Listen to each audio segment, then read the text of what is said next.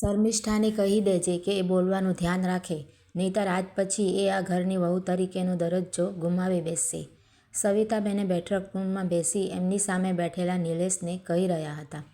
ઠીક છે મમ્મી, આજ પછી આવું નહીં થાય. નિલેશ, આ વાત તે ઘણી વખત કહી છે. હવે એ વાત પાડીને બતાવ. તારા પપ્પાને પણ આ રોજ રોજના ઝઘડા નથી ગમતા. એ ગુસ્સામાં બોલી મંદિર જવા માટે નીકળી ગયા. એમના જતાં જ શર્મિષ્ઠા બહાર આવી. એ જેવી આવી કે સામે ઊભેલો નિલેશ ગુસ્સે થઈને એને બોલવા લાગ્યો. તે જીવાકાકાને ચા પીવડાવવાની ના કેમ પાડી? એ હજુ અંદર આવી જ હતી કે આ સવાલ પૂછતાં જ એનું મોં પડી ગયું. એનો દુઃખી ચહેરો સ્પષ્ટ દેખાઈ આવતો હતો. એને લાગતું હતું કે આવું દરેક વખતે થાય છે. જ્યારે એનો અને એની સાસુનો ઝઘડો થાય કે તરત એની સાસુ બધો જ આરોપ શર્મિષ્ઠા પર નાખી દે. દરેક વખતે એને એના પતિની બધી બાબતો સાંભળવી જ પડે છે. એ થેલી રસોડામાં મૂકવા માટે ગઈ અને પાછળ એનો પતિ પણ ગયો. એણે જેવી થેલી મૂકી કે તરત જ પાછો એ જ સવાલ એને પૂછવામાં આવ્યો, તે જીવાકાકાને ચા પીવડાવવાની કેમ ના પાડી? એમણે મારી ટીયાને બદનસીબ કહી મને ગુસ્સો આવી ગયો. નિલેશ તરત શાંત થઈ ગયો. એનો ગુસ્સો આમ તો સાતમા આસમાને હતો, પણ જેવી એની ટીયાની વાત આવી કે તરત એનો બધો ગુસ્સો ઉતરી ગયો. એ ત્યાંથી બહાર નીકળીને સીધો જ પોતાના રૂમમાં જતો રહ્યો. શર્મિષ્ઠા સારી રીતે જાણતી હતી કે એના પતિ નિલેશની એકમાત્ર કમજોરી એટલે એ બંનેની 7 વર્ષની દીકરી ટીયા. એના વિશે જ્યારે પણ કંઈ જ બોલવામાં આવે ત્યારે નિલેશ ખૂબ ગુસ્સે થઈ જાય. એ ટીયા વિશે કંઈ સાંભળી શકતો નહોતો. શર્મિષ્ઠા આમ તો ભણેલી હતી. એણે આર્ટ્સમાં ગ્રેજ્યુએશન કરેલું હતું. એ એક ગૃહિણી હતી. એનો પતિ નિલેશ બેંકમાં સારા હોદ્દા પર નોકરી કરતો હતો. ઘરમાં એ, એના મમ્મી પપ્પા, એની પત્ની શર્મિષ્ઠા અને દીકરી ટીયા જ રહેતા હતા. આપણા સમાજમાં એવી માન્યતા છે કે જો કોઈ સ્ત્રી ગૃહિણી હોય તો તે કંઈ કામની નથી હોતી.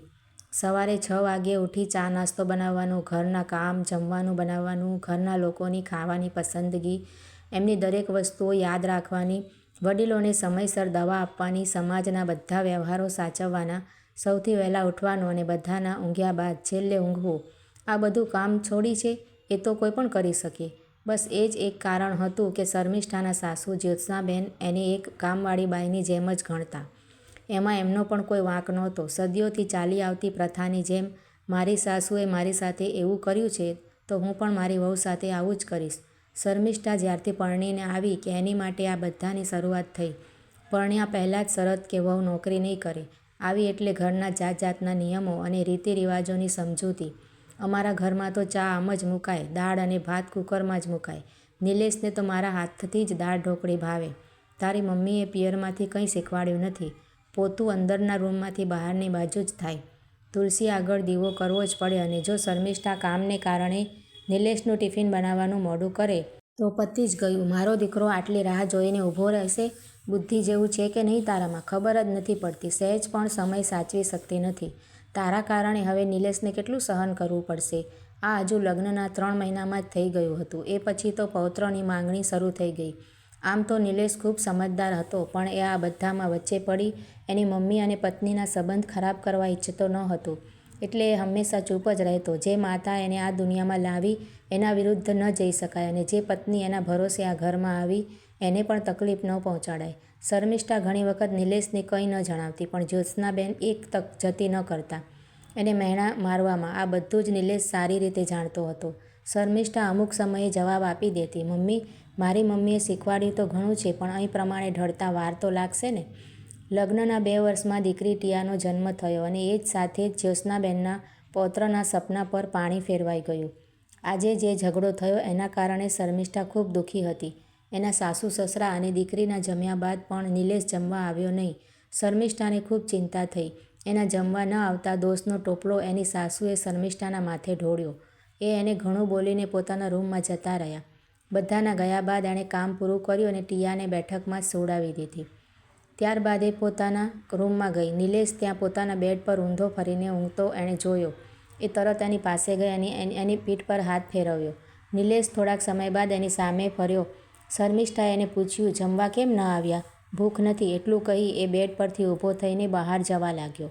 શર્મિષ્ઠાએ તરત એનો હાથ પકડ્યો અને એને બેડ પર બેસાડ્યો. જુઓ, તમને લાગતું હોય કે મેં ભૂલ કરી છે તો હું જીવાકાકાની માફી માંગવા તૈયાર છું, પણ આમ ન જમીને પોતાને આ સજા ન આપો. નિલેશે તરત જ એના હાથ પર હાથ મૂક્યો અને કહ્યું, જો એવું કંઈ જ કરવાની કોઈ જરૂર નથી, તારી ભૂલ નથી. એમણે ટીયા વિશે એવું કહ્યું. હું તારી જગ્યાએ હોત તો કદાચ મેં પણ આવું જ કર્યું હોત. ટીયા મારી દીકરી છે, એને કોઈ પણ કંઈ કહેશે તો હું પણ નહીં ચલાવી લઉં. તો પછી આ ગુસ્સો શેનો? એણે તરત જવાબ આપ્યો. 7 વર્ષ થયાના ટીયાના જન્મને, પણ મમ્મી એને જ પોતાના વારસદાર તરીકે સ્વીકારી શકતી નથી. એના જન્મ સમયે તારું ગર્ભાશય નીકાળવું પડ્યું. જો એનો જન્મ એ રીતે ન થયો હોત તો તારું ગર્ભાશયનું કેન્સર તને મારાથી દૂર કરી ચૂક્યું હોત. એ જ તો એકમાત્ર કારણ છે કે તમે બંને સલામત મારી પાસે છો. તો પછી એ દીકરીને કોઈ બદનસીબ કેમ માની શકે? ટીયા એમની એકમાત્ર દીકરી હતી. નિલેશ પણ એને ખૂબ પ્રેમ કરતો હતો.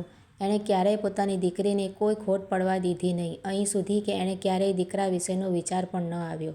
એણે ટીયાને જ પોતાનું વારસદાર માન્યું. પણ એની મમ્મીનું વર્તન ટીયા પ્રત્યે સારું ન હતું. એમને તો એમ જ લાગતું કે ટીયાના જન્મને કારણે જ એમને પૌત્રની ખુશી ન મળી શકી. આ બધું વિચારતા બેઠક રૂમમાં ઊંઘેલી ટીયાને પોતાની સાથે એના રૂમમાં જ તેડી ગયો અને ત્યાં જ ઊંઘાડી દીધી. ઘણીવાર તો એને ખૂબ જ અચરજ થતું કે શું એની મમ્મીને ક્યારેય ટીયાની આ માસૂમિયત, એની મસ્તી દેખાતી જ નહીં હોય કે શું? જીવા કાકા એ એના પિતા રસિકભાઈના નાના ભાઈ હતા. એ શર્મિષ્ઠાના કેન્સર વિશે જાણતા હતા. તેમ છતાં જ્યારે પણ વાત આવે ત્યારે એ પોતાના પૌત્રનો હરખ જ્યોત્સનાબેન સામે ઠાલવવાનું ચૂકતા નહીં. એ હંમેશા ટીયાને જ આ બધી તકલીફોનું કારણ સમજતા હતા. બીજા દિવસથી બધું સામાન્ય થઈ ગયું. મહિના પછી અચાનક જ્યોત્સાબેનનો નિલેશ પર બપોરના સમયે ફોન ગયો અને એમણે તાત્કાલિક એને ઘરે બોલાવ્યો. આ સાથે જ નિલેશનું હૃદય જોરથી ધબકવા લાગ્યું. ક્યાંક ફરી ટીયા કે શર્મિષ્ઠા સાથે કંઈ? આ વિચાર ખંખેરી એ શક્ય એટલી ઝડપે ઘરે પહોંચ્યો. ઘરે જતાં જ એણે જોયું કે જીવા કાકા, રસિકભાઈ અને જ્યોત્સનાબેન સોફા પર બેઠા હતા. એ લોકો ખૂબ ગુસ્સામાં દેખાઈ રહ્યા હતા. એણે તરત રૂમની બીજી તરફ નજર કરી. એને ત્યાં માત્ર શર્મિષ્ઠા જ જોવા મળી. એનો ચહેરો ખૂબ રડમસ લાગ્યો. એને તરત જોઈને પૂછ્યું, ટીયા ક્યાં? શર્મિષ્ઠાના રોકાયેલા આંસુ તરત વહેવા લાગ્યા. એ તરત બોલી, રૂમમાં. અને અચાનક ઉતાવળા પગલે કોઈના કંઈ જ બોલ્યા પહેલાં એ રૂમ તરફ ગયો. એણે ધીમે પગલે દરવાજો ખોલ્યો. અંદર જતાં જ એણે જોયું કે ટીયા ઊંઘેલી છે અને એના બંને પગ પર વાગવાને લીધે ઉઝરડા પડ્યા હતા. હાથ પણ છોલાયેલા હતા. એ તરત એની પાસે ગયો અને એના માથે હાથ ફેરવી કપાળ પર ચૂમ્યો. એની ઊંઘમાં ખલેલ ન પહોંચાડતા એ બહાર નીકળ્યો અને તરત એના મમ્મીને પૂછ્યું, શું થયું ટીયાને? એની મમ્મી કંઈ જ બોલે એ પહેલાં જીવા કાકા જ ગુસ્સામાં બોલવા લાગ્યા. તારી એ બદનસીબ છોકરીએ મારા પૌત્ર અંશને ધક્કો માર્યો. કેટલું લાગ્યું છે એને? 2 ટાંકા આવ્યા છે. નિલેશને કંઈ ન સમજાયું. એણે પૂછ્યું, અંશને ન બની શકે. ટીયા કોઈને પણ પરેશાન કરનારી છોકરી નથી. એણે તરત શર્મિષ્ઠા સામે જોયું. શર્મિષ્ઠાએ જ બોલવાનું શરૂ કર્યું. એ બંને બહાર રમતા હતા અને અચાનક રમતા અંશે ટીયાને ધક્કો માર્યો. ટીયાને ગુસ્સો આવ્યો અને એણે પણ ઊભા થઈ અંશને ધક્કો માર્યો. નીચે અણીદાર પથ્થર હતો અને એની પર અંશનો પગ પડ્યો અને એમ કહેતા તો એ રડવા લાગી. નિલેશને સમજાઈ રહ્યું હતું કે એના ઘરે આવતા સુધી તો એની મમ્મી અને કાકાએ ટીયા અને શર્મિષ્ઠા બંનેને ઘણું સંભળાવ્યું હશે. એટલામાં જીવા કાકા બોલ્યા, એ જૂઠી છોકરીને સમજાવી દેજે કે અંશથી દૂર રહે. કાકા 1 મિનિટ, આ છોકરાઓનો મામલો છે, મોટાઓએ વચ્ચે ન પડવું જોઈએ. એના એટલું બોલતા જ જીવા કાકા ઉકળ્યા. હવે તું મને સમજાવીશ? તરત એમણે પોતાની ભાભી સામે જોયું. ભાભી, જુઓ તો તમારો દીકરો મને કેવી શિખામણ આપે છે. હું આજ પછી આ ઘરમાં ક્યારેય નહીં આવું. આમ કહેતા એ ત્યાંથી નીકળી ગયા. પાછળ જ્યોત્સનાબેન ગુસ્સામાં શર્મિષ્ઠા સામે જોઈને બોલવા લાગ્યા, મારા દીકરાને આખરે તે પોતાની જાળમાં ફસાવી જ દીધો. શું ખવડાવ્યું છે એને? બોલ. તું અને તારી એ બદનસીબ દીકરી બંને આ ઘરમાં રહેવા લાયક નથી. બસ. નિલેશ ગુસ્સામાં જોરથી બોલ્યો. મમ્મી, કાકા જે બોલીને ગયા સમજી શકાય છે, પણ તું પોતાની જ પૌત્રીની દુશ્મન કેમ બની ગઈ છે એ નથી સમજાતું. જ્યોત્સનાબેન બોલ્યા, હા હા, તું તો એનું જ ખેંચવાનું ને. આ જ્યારથી આવી છે ત્યારથી ઘરની શાંતિ જતી રહી છે. આને તો પહેલાં જ ઘરની બહાર. એમ કહેતા એ શર્મિષ્ઠા તરફ આગળ વધ્યા. તરત નિલેશ વચ્ચે આવ્યો. મમ્મી, બહુ થયું. બસ હવે. તને એ બંને પસંદ નથી તો એ હવે 1 મિનિટ પણ આ ઘરમાં નહીં રહે. જ્યોત્સનાબેન ખૂબ ખુશ થયા. શર્મિષ્ઠા નિલેશની સામે જ ડરના માર્યે જોઈ રહી. નિલેશ અંદર ગયો. પાછળ શર્મિષ્ઠા પણ ગઈ. ઘર છોડવાની બાબત પર એનું રડવાનું શરૂ થઈ ગયું. એ કંઈ જ બોલે એ પહેલાં નિલેશ બધું પેક કરવા લાગ્યો. ડરના કારણે એનું કંઈ પૂછવાની હિંમત થઈ રહી નહોતી. એટલામાં નિલેશ થોડા સમયમાં બહાર ગયો.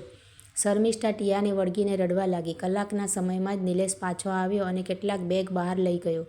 હજી શર્મિષ્ઠાને ભરોસો થઈ રહ્યો નહોતો કે એનો પતિ એને ઘરમાંથી નીકાળી રહ્યો છે. અત્યાર સુધી એ અવાજ ન થાય એ રીતે રડી રહી હતી. એ હવે જોર જોરથી રડવા લાગી. પોતાની દીકરીને લઈને ક્યાં જશે, શું કરશે, એ જ વિચારો એના મનમાં ચાલી રહ્યા હતા. બેગ લઈને ગયેલો નિલેશ પાછો આવ્યો અને બીજા બેગ લઈને ગયો. શર્મિષ્ઠા એને ફક્ત જોઈ રહી. થોડા સમય બાદ એ પાછો આવ્યો અને ટીયાને ઉપાડી લીધી. એ ઘેરી ઊંઘમાં હતી. એને આ બધો કંઈ જ ખ્યાલ ન હતો. શર્મિષ્ઠા નીચે બેસી ગઈ. એ ત્યાંથી ઉઠવા તૈયાર ન હતી. એણે તરત નિલેશને કહ્યું, પ્લીઝ અમને ઘરની બહાર ન નીકાળો, જે કહેશો એ કરીશ. તરત નિલેશે એક હાથ પકડી એણે ઊભી કરી અને એણે ખેંચીને બહાર લઈ ગયો. એ જોઈ જ્યોત્સનાબેન ખુશ થયા. બહાર હજી શર્મિષ્ઠા નિલેશને આજીજી કહી રહી હતી. એના સાસુને પણ એણે આજીજી કરી કે એને ઘરમાંથી બહાર નીકળવામાં ન આવે, પણ એમણે કોઈ પ્રતિભાવ ન આપ્યો. નિલેશે શર્મિષ્ઠાને શાંતિ રાખવાનું કહ્યું.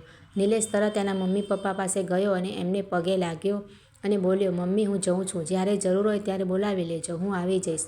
મેં અહીં નજીક જ ઘર ભાડે લઈ લીધું છે. અમે ત્રણેય ત્યાં જ રહીશું. આટલું કહેતા તો શર્મિષ્ઠા, જ્યોત્સનાબેન અને રસિકભાઈ ત્રણેયની આંખો પહોળી થઈ ગઈ. એ બંને પોતાના દીકરા પણ જઈ રહ્યો છે એ વાત પચાવી ન શક્યા. એમણે નિલેશને રોકવાની કોશિશ કરી, પણ એ શર્મિષ્ઠાનો હાથ પકડીને બહાર નીકળી ગયો. પાછળ એના મમ્મી પણ રડવા લાગ્યા. નિલેશે એના ઘરની બાજુવાળી સોસાયટીમાં એના એક ફ્રેન્ડને ત્યાં ટેનામેન્ટનો ઉપરનો ભાગ ભાડે લીધો હતો.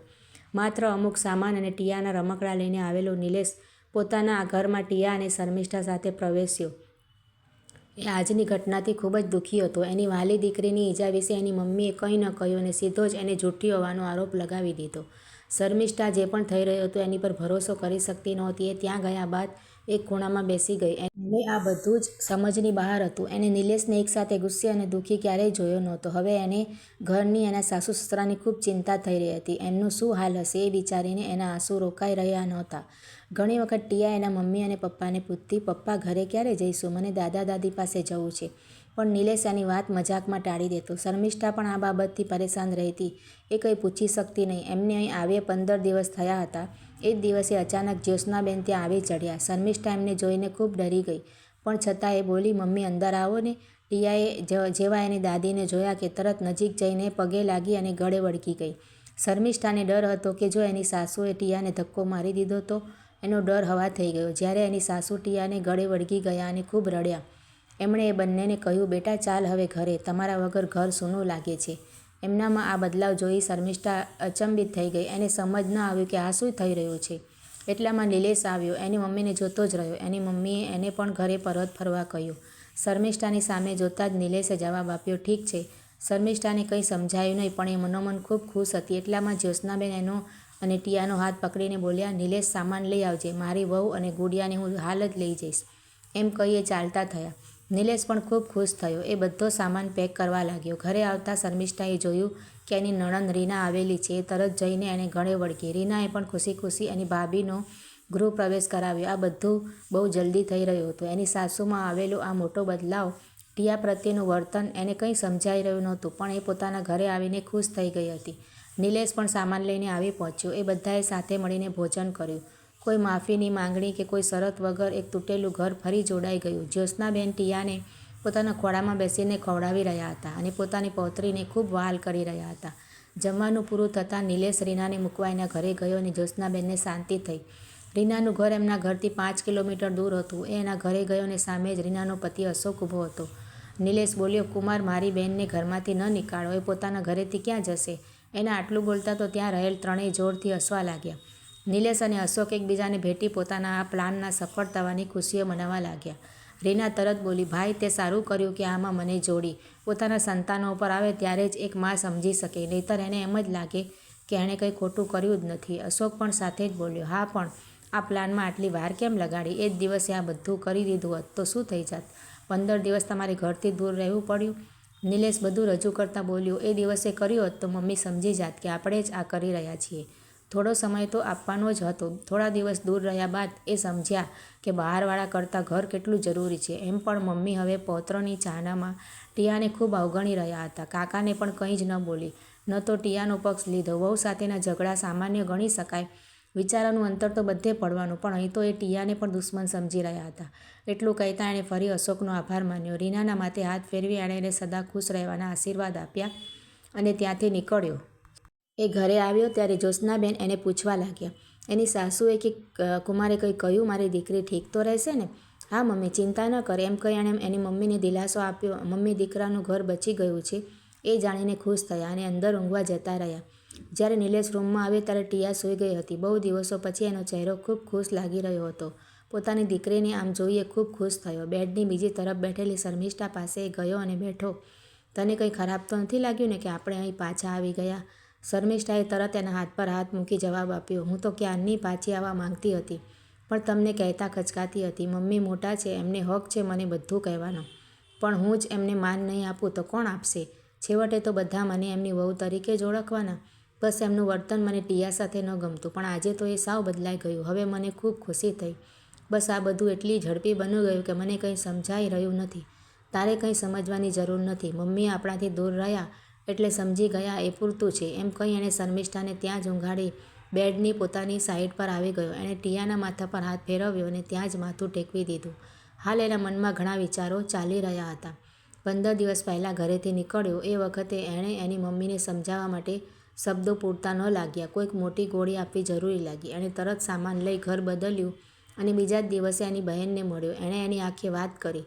બેન અને જમાઈને એમના પ્લાનમાં જોડ્યા. પ્લાન સરળ હતો. રીનાએ બસ નાટક કરવાનું હતું કે અશોકે એણે એની મમ્મીને કારણે ઘરમાંથી કાઢી મૂકી. રોજના પૌત્ર મેળવવાના ઝઘડાઓથી પરેશાન થઈ સાસુમાએ દીકરાને એની અને રીના વચ્ચે કોઈ એકની પસંદગી કરવા કહ્યું અને રીના ઘરની બહાર ગઈ. આ બાબત પહેલાં જ્યોત્સનાબેનને અજુગતી લાગી, પણ અશોક સાથે ફોન પર વાત કર્યા બાદ અનુભવ્યું કે દીકરીનું ઘર તૂટી જશે.